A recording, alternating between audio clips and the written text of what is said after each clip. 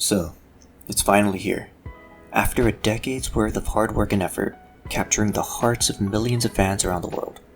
Having over 150 anime episodes as of this recording, 4 movies, 4 video games, and 3 spin-off titles. Horikoshi sensei's highly acclaimed series, Boku no Hero Academia, has come to an end.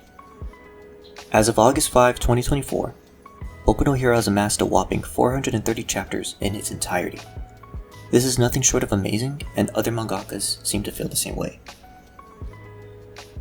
It's truly something wonderful to achieve such an accomplishment, and I have nothing but respect and love for Horikoshi sensei, and I hope this won't be the last that we see of him. Now before we get into the video, if you've already finished Boku no Hero, I'd love to hear your own thoughts of the series down in the comment section below. With that being said, what are my thoughts on Boku no Hero? Should you give it a chance and read the manga for yourself if you haven't already? Was the ending good or bad? And where do we go from here? Hopefully I'll be able to answer those questions for you by the end of this video.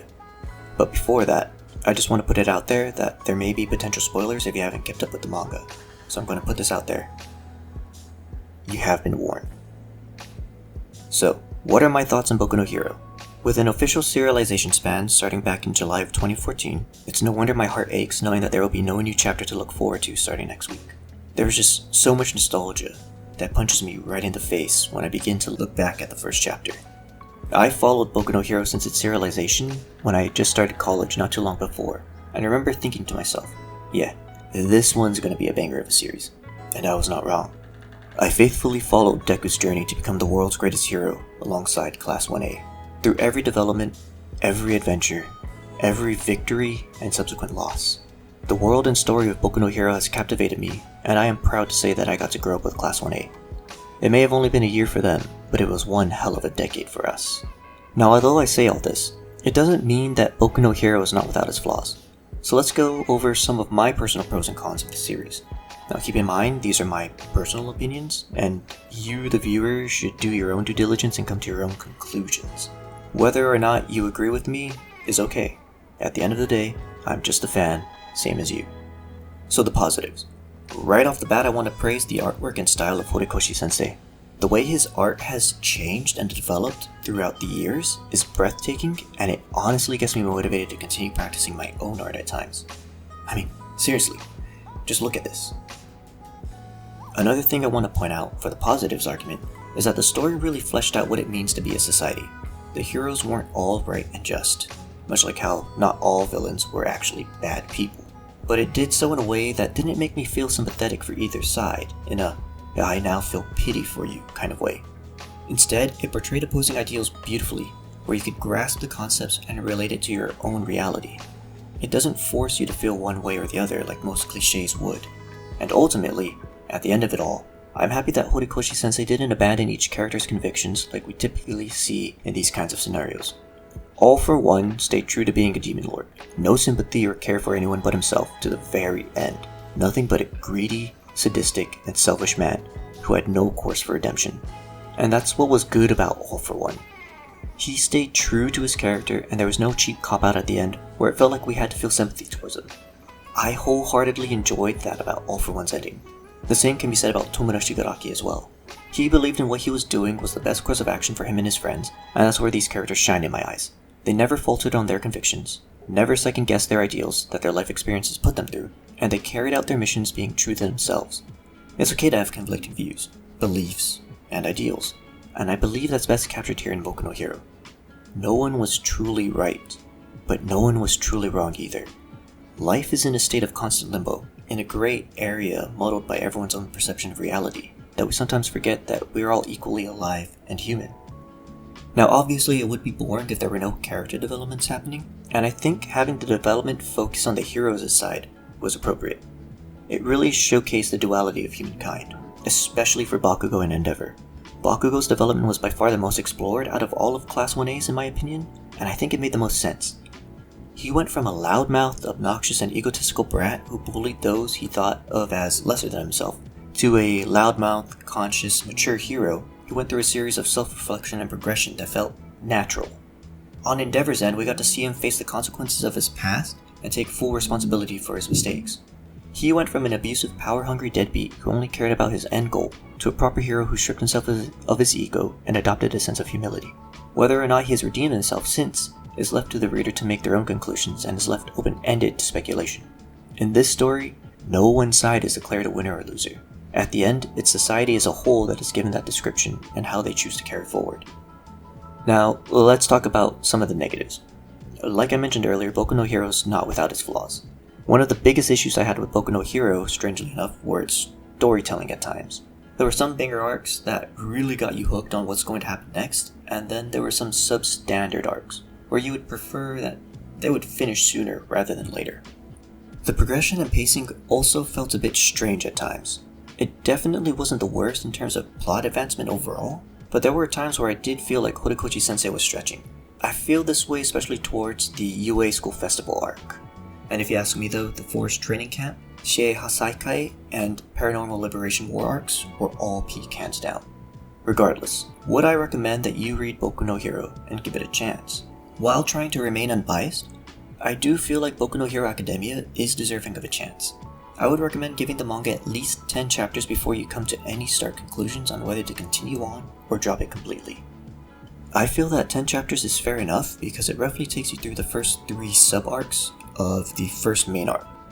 If the first 10 chapters aren't enough to captivate you to want to continue on, then I'm not going to hound on you to just wait till it gets good. Because like I said earlier, there are some peak arcs, and then there are some mediocre ones mixed in too. So give it a chance, and if you happen to take my advice, then please, comment down below your thoughts of the series so far.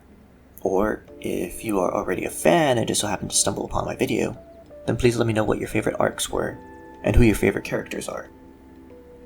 Was the ending good or bad? Before we get into it, I just have to say that we will be talking about spoilers, especially in this part, so again, you have been warned. Now this has been a heavily talked about and heated topic throughout the fanbase, with a lot of people calling the ending mid. And although I can understand those claims, just hear me out for a sec. Yes, the ending was a bit underwhelming if I'm going to be honest. There were still a lot of questions unanswered, or if they were answered, it was very vague and left you grasping at straws.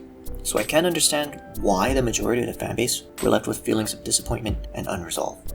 But I would disagree. One of the biggest topics for the unease was the fact that Deku lost One for All and became a quirkless, ordinary UA teacher, and the memes were relentless. But it shouldn't have come to a surprise because if you followed the story, Deku and the Vestiges knew what had to be done. They knew he had to give up his powers to stop Tomura Shigaraki. Deku knew the circumstances he and the entire world was in, and made the ultimate sacrifice. He saved the world over his dream. He chose to save Shigaraki over his own powers. In my opinion, Deku became the greatest hero of them all, and the ending was fitting of that. It wasn't a generic happy ending with some random ass pool explaining how he was somehow able to keep the embers of One for All through some hocus pocus bullshit. No, he understood the gravity of the situation the world was in and willingly acted in the best interest of the world over himself. He was the embodiment of selflessness in those last moments. So hate the ending if you want, but I see it as a fitting end, a true display of Deku's character and growth with One for All. Now obviously, the final chapters could have been accomplished at a better pacing and progression. I think that's another gripe some people have, and I'm not gonna lie, I feel this way too. To wrap everything up after such a conclusive battle with all the characters in just 6 chapters felt rushed and unpolished. There is also the lack of relationship developments amongst Class 1A, especially that of Deku and Ochako, but that's not for us to decide upon. If this was Horikoshi sensei's vision of Boku no Hero's end, then who are we to demand such closure? Yes, the series wouldn't be in the spot it is today without the fans. And yes, you as a consumer have the right to complain and gripe about how you feel about the ending. But what doesn't sit right with me is ridiculing the man himself for his vision that led us to this point. He spent the last 10 years giving us all something to look forward to and enjoy. And although I don't completely agree with the ending, it isn't my work that I've poured years into with everything that I've got. At the end, I believe that the ending was good and fitting overall. Although I'm not 100% happy with the ending, I am satisfied enough. So, where do we go from here? Fortunately, there are a bunch of other mangas and anime series out there that have the potential to fill the void left by Boku no Hero's end. It isn't an end-all be-all situation that we have to deal with. There's a plethora of choices out there that can be or are already just as good. It's just a matter of finding them.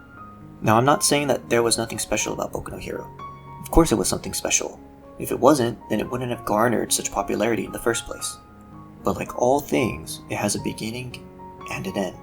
And much like the greats such as the Big Three, other mangakas will enter the fray to fill in Boku no Hero's spot. And there's no doubt in my mind that Horikoshi sensei has inspired future mangakas through his work. So we may be getting Boku no Hero inspired manga down the line. Plus, if anything, you're always able to reread the series in its entirety now, with no breaks or interruptions, so it'll be one smooth experience. So with all of that being said, I hope you enjoyed watching. I hope I was able to convey my sincere feelings about Boku no Hero, and the end of a decade. Overall, I would give Boku no Hero Academia a solid 8 out of 10, and a definite first 10 chapter read through recommendation. If you need something to pass the time, I highly recommend checking out these mangas to try and fill in the void. Dan Da Dan, which is currently running with over 160 chapters so far. Goku Rakugai, with beautiful character models and details that will leave you in awe with nearly 20 chapters so far. Black Cat, a completed series back in 2004 with 185 chapters. And lastly, Buso Renkin, another oldie completed back in 2006 with 80 chapters for you to read. Hope those recommendations help, and I hope that you come to enjoy them like I did. And before I end this video, I just want to say, thank you Horikoshi sensei for these past 10 years. It has been a true delight to experience Boku no Hero Academia every step of the way. So, without further ado, I hope you guys have a good day or a good night. Whatever time it is that you're watching this, please stay safe, take care, and I'll see you all in the next one. Bye guys.